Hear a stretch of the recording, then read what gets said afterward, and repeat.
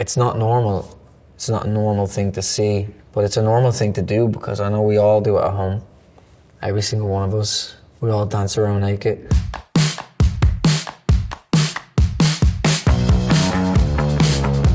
The Banshees of Inisherin. What happened to you? My daddy discovered the poaching situation. Oh, Jesus, Dominic, you poor thing, yeah. What the hell was he hitting you with? A kettle was the final thing. I wouldn't have minded, but for the spout. Yeah, it's Martin McDonagh's first movie in Ireland, isn't it? It's a piece of history there, I think. Just having that, just whole Irish crew cast. Irish crews are amazing. They just go, yeah, that's that, yeah, we got it, yeah. And it's just like short and sweet. Dominic reminded me of, there was a character in Martin McDonagh's play called Bartley, the cripple Liminish man. Kind of reminded me of, I think it's Ernie in What's Eating Killed with Grape. So there's a bit of that going on as well. Like there's a lot of characters I could pull from. Well, maybe this whole thing has just been about getting you to try a new tack. Start standing up for yourself a bit. Do you think? Yeah, and be less of a, whiny little dull arse. There's no really takes that we do the same thing. And that, again, is just down to being comfy with one another. And so that has its advantages. And then it has its disadvantages when you live with them. And you get too comfy with them. It's like that thing of lift up the toilet seat, them kind of little things. Yeah, like you left the fridge door open. I was like, it's not me. I was like, you're the only one here.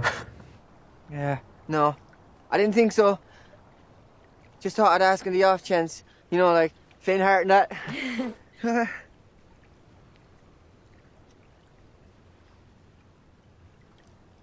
Oh, there goes that dream. There goes that dream. Oh man. It's funny because that take I was like rushing off to catch a plane. I was like, oh, we got it. I was like, let me just, I was like trying to go and get an answer. Give me the answer, okay, well, anyways. And that was the last take of the movie as well for me. But it's a credit to Martin McDonagh. He's one of the best writers out there. The Killing of a Sacred Deer. Hi. Hi. Sorry to keep you waiting.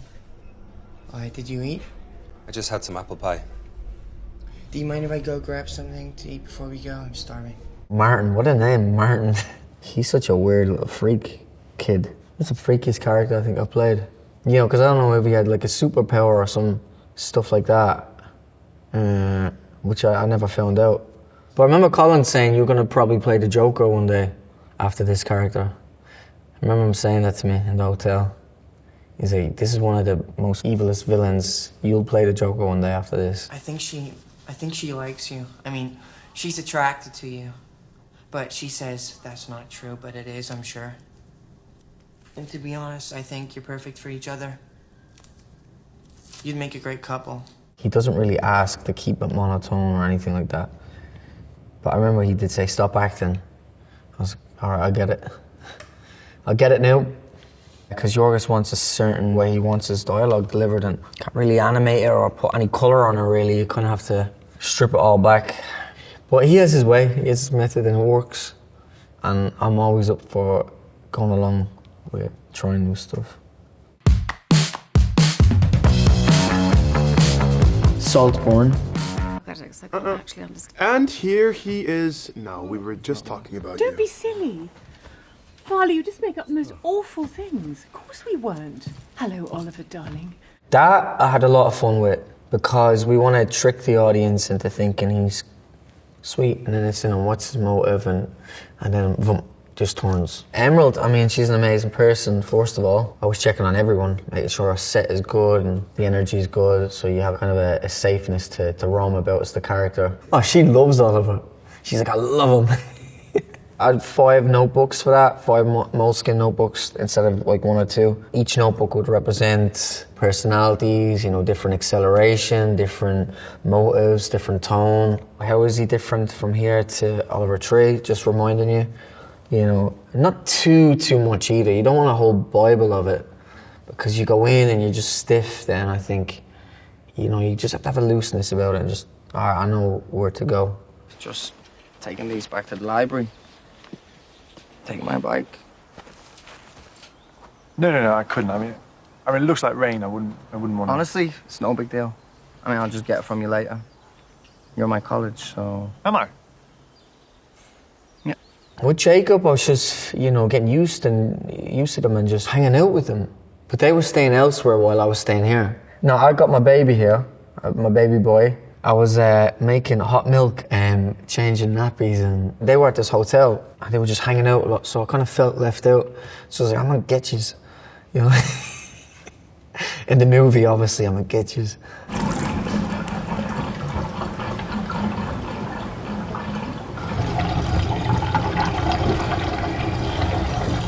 Bathtub scene is he's submitting to this obsession and trying to figure out what it is he's chasing, and almost like a sacrifice in how he lowers himself into the bath, physically. And then when he gets down there, he's just confused and helpless and sick, to do that. Ugh. But you can't judge that as you play him. I can judge it as a spectator, but when I'm playing him, I've got to see justice to it and see that it's the right thing to do. The grave scene, the same thing. I just wanted to explore and grow with the character and figure him out and see when, I asked for a closed set. I said, I want to try something.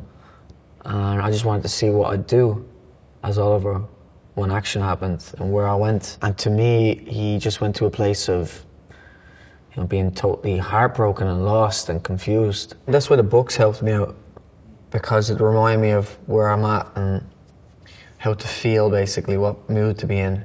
It was totally improv, that. It was crazy. I just said, play the music, I'll do it. Nah, that was choreographed by Polly Bennett. She's brilliant. You got to hit some steps. And I think it was gorgeous to look at a figure like that, Roman, that manner, dripping in money and paintings from the 1700s, and to move so freely. It's not normal. It's not a normal thing to see, but it's a normal thing to do, because I know we all do it at home.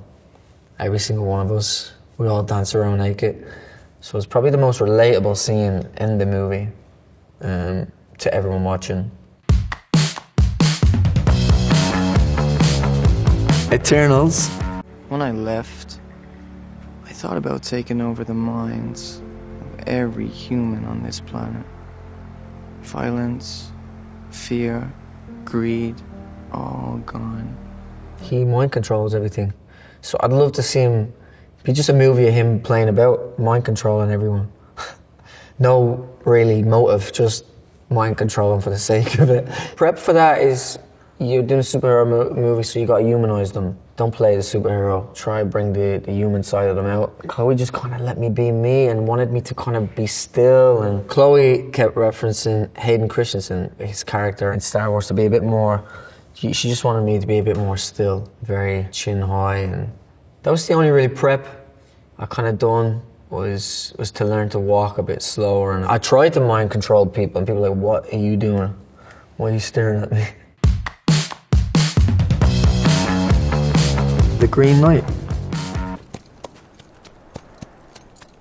Who are you? Just a traveller friend. You look like a knight. Just passing through. I take it you want some of the share, so, huh? Of what?